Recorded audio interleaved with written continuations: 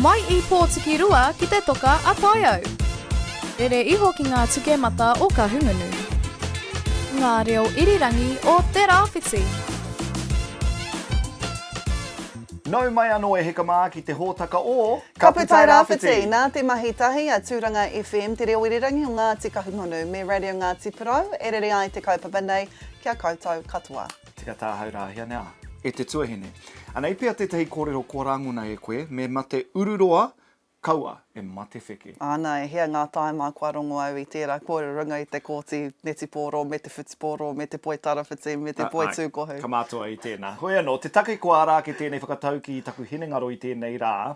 Nā te mea no tēnei wiki tonu nei, tai mai ai, a te Ururoa Flavell, rangatira o Ngāti Rangiwihi o te rao te arawa waka, kia tāua ne, ki te kōrero tōtika, kōrero motuhake, kōrero pono, mōna, me tana haerenga, hei pakanga atu ki te pāngia ōna e te mate puku puku. Yes, Mātai. We were very fortunate to have former Māori Party leader Te Ururoa Flavell join us here in the Tūranga FM studio to talk about his battle with prostate cancer and offer some wise words to our tāne Māori about the importance of getting your regular checkups downstairs.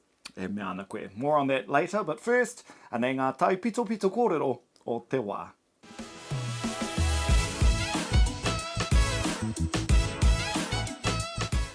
Mōre nei heka mā, aha koa koe he pātu te kotahi wiki mai te keumu whakamutunga ki waenga I ngā tīma erua o Ngāti Parau, ara o City me Waiapu, kei te huro tonu ngā apataki me ngā whānau o tira te hapuri whānui o Waiapu I tā rātou wikitoria tino tatarawa te kau te whakamutunga nei, ara he te kau mā iwa ki te kau mā waru.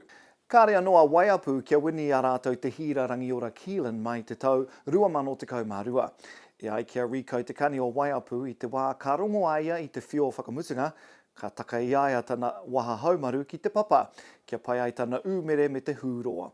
Hei whakamānua I te wikitoriatanga o tana tīma. Anei tāna kia māua korahia I te wāhanga o Parakuihi.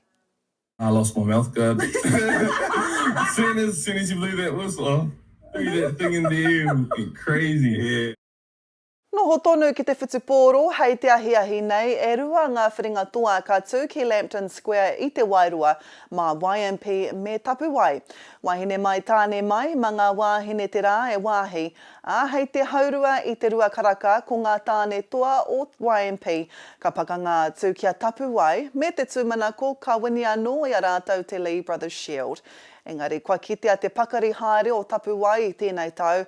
Nā reira, kaore e kore ka hia wikitoria rātau kia noho taua hira ki te Wairua, wai ka hua, wai ka tohu. He kēmu tino whakahira tēnā nera rāhia. Hioi, noho tonu ki ka hungunu, nau mai, haere atu tēnei karanga ki te iti ki te nui, kia tūtera mai ngā iwi ki te whakātu ki te ao he reo ora tō tātou reo. Nau mai ki toitu te reo. Ka tū tēnei kaupapa hei te tuawaru me te tuaiwa o te marama e tū mai nei. Toru noi ho ngā tīkiti kei te wātea, haere tika tonu atu ki toitutereo.co.nz kei mahue koutou I te pahi. A kāti koera katoa ngā tai pito pito o te wā.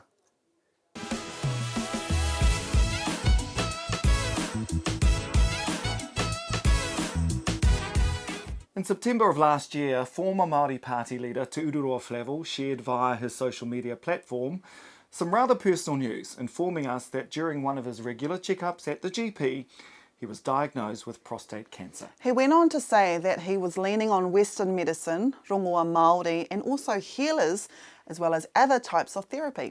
So, some 11 months later, how is he doing health-wise, and also, what are his words of encouragement to our tāne Māori who may be avoiding those regular checkups, which could be the difference between life and death? No mātou te whiwhi tai mai ia kia māua ko mātai ki te kōrero I enei āhuatanga whakahirahira katoa kia whakarongoa ke tātou. Te Ururoa, ka nui te kōtaku ngā koe te kite anō I a koe, me taku ki atu ki a koe he kua roa koe whawhai ana I te mate puku puku nei, e mohi ana mau I te mea ka whai mau I a koe I rungi tō pai āhua, me tērā haerenga, e hara I te haerenga ngā wari, ne? E hora, e uaua. E uaua tonu, ono uauatanga, I te mea, ko te pai ngāke, ko rongo I ngā taringa, ai, kei au tērā momo māuiwi, engari, ai, ara anō tētai huarahi ai whakaora I te tinana.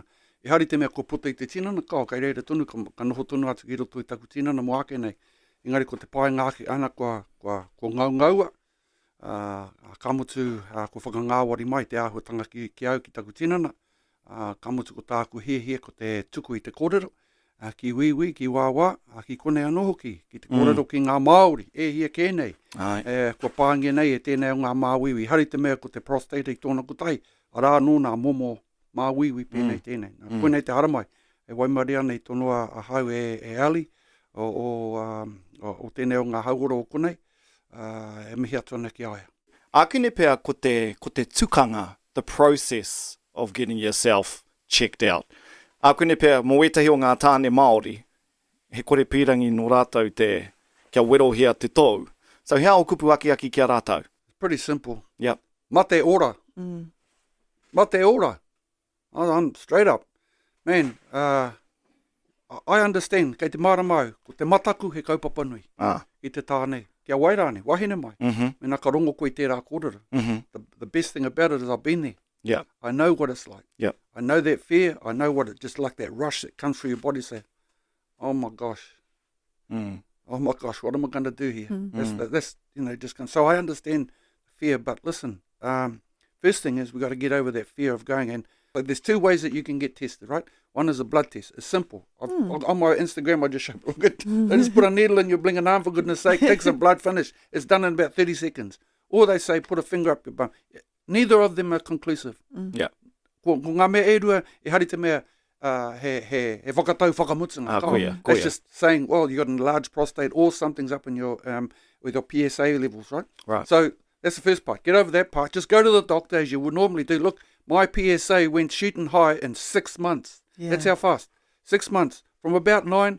Now, on average, it's pretty, according to all the research, 40 to 50-year-old, right? Mm-hmm. That's me. 2 to 3 is where you need to be. Actually, it's abnormal. That's high. All right? For 60 over, 4 is abnormal. It's normal to be about 1.0 or 1.5. Now, that's the reading that you get from your blood. Now, as soon as you know that, either out of the scenario or there's something up. And then you go to the next stage of stepping into what are the things that we're going to determine whether you have or have not. I mean, we're only talking about one form of cancer. Yeah. There's umpteen. Yeah. There's some that you can't even test for. So the great thing about prostate is you can get it tested, and similarly with cervical cancer, it can be tested, but we don't do it because we're scared. We're scared to go and have the test. We're scared because the results might say we got it. We're scared that we actually got to embark on a process of getting better, and having been through it all, some ups and downs, but, at least I've dealt with it. Yeah. And so I've managed, at the worst time when I went in, my PSA levels, knowing that 4 is, down there is way low, I was at 22. Wow. And right now, as I sit here, I've still got 0.02, which is a hell of a lot different from 22. And so, but has it gone from me? No. And so I still have cancer. You don't get rid of it. In fact, all of us will probably at some point or another get hit by it. Go get tested. Yeah. That's the kōrero. Because if you don't, nā wai he, ka teika he ki atu. Yeah, hold up. All right, well, let's finish on the positive note. Let's go. Yeah. Bulldogs, eh? Well, it was extra time. Did we win? Cut to the chase. You're an experienced broadcaster. You should know, cut to the chase straight away. Don't go around it. Okay. I tō te ngāke, ko kouta arunga e Bulldogs. That's right. Yeah. That's right. You went right to the end. Tēkā. I mate Ururoa. Nē, we finished on a positive note. The komiti te wahanga. Yeah, that's it. We've run out of time. E mihi ana kia korua, whakawāte mai tēnei wāhi kia māua ko takatuahine noho nei, kāriko atu, kāriko mai. Me te tūmanaku i whai pāinga, tēnei kōrero, tēnei kauhau, o tātou, tēnei rā me te hoki ngā mahara, kia tālei, ka mutu ki te hunga ko ngaro i te tirohanga kanoi. Waihorata ki oki. E hoa mā, me are mai ngā taringa ki ngā kōrero, kia kore tētai whai atu i tērā huarai. E mihi atu ana kia kōrua tahi, ka mutu ki te reo irirangi, kanui te mihi. Kia ora wāti te Ururoa. Kārawe koe te Ururoa. I'm not sure about Kārawe the Bulldogs, up the wires all day, but hoi anō, tērā, ko koe te tehi tino tauira, hei whaiwhai ake mā ngā tāne Māori, pēnei ahau nei, me te aki i o tātou whanaunga, tāne mai, wahine mai, haere ki ngā check-ups katoa, kau e karo e kimi takunga rānei. Speaking of excuses, there'll be no excuse to miss our show A Pōpō when Radio Ngāti Porou's Paula Brookings speaks to the award-winning owner-operator of Tokomaru Bay's famous Foursquare, Mike Tooney, after they recently picked up an amazing accolade at the National Charlies Awards, Ruamano Rua Te Kaumawha. More on that A Pōpō, but for now, e te ti e te tā. Hei kona!